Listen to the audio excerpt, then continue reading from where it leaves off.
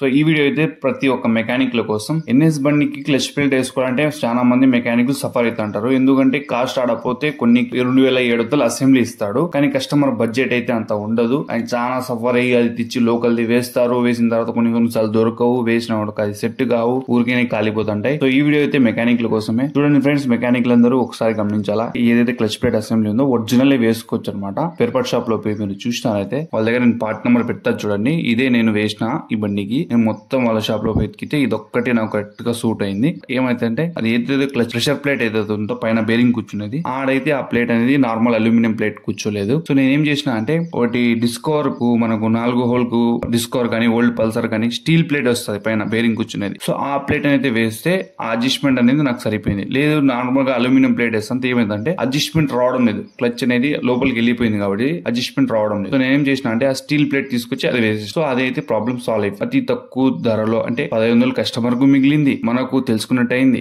లేదంటే ఊరికి అనవసరంగా ఆ క్లచ్ హబ్ అనేది వేసి ఏం లాభం చెప్పండి? నాకైతే ఏం లాభం అనిపించలేదు. సో నేనేం చేసిన అంటే కస్టమర్ డబ్బులు సేవ్ చేయాలనే ఉద్దేశంతో నేను పోయి ఎతికి మరి తీసుకొచ్చి వేసి. సో ఫ్రెండ్స్, మీకు ఈ వీడియో నచ్చినట్లయితే దయచేసి లైక్ చేసి అందరికి షేర్ చేయాలని కోరుకుంటున్నాను. ఎందుకంటే ఎన్ఎస్ బండ్లు అనేది మన ఆంధ్ర తెలంగాణలో చాలా ఉన్నాయి. వాళ్ళు ఎంత సఫర్ అవుతుంటారు అంటే 1500 రూపాయలు ఏం ఊరికేం కాదు. సో ఈ డబ్బులు అనేది సేవ్ కావాలనే ఒక ఉద్దేశంతోనే నేను ఈ వీడియో చేశాను. సో మీ ప్రతి ఒక్కరు ఈ వీడియోని ఖచ్చితంగా షేర్ చేయండి. వీడియో చూసినందుకు థ్యాంక్ యూ సో మచ్. ఇట్లాంటి మరి ఇన్ఫర్మేషన్ ఇంకా నేను ఇట్లాంటి ఏమైనా ఎక్స్పెరిమెంట్లు చేయాలంటే ఖచ్చితంగా ఈ వీడియోని షేర్ చేసి కింద కామెంట్ అయితే నాకు దయచేసి పెట్టాలి.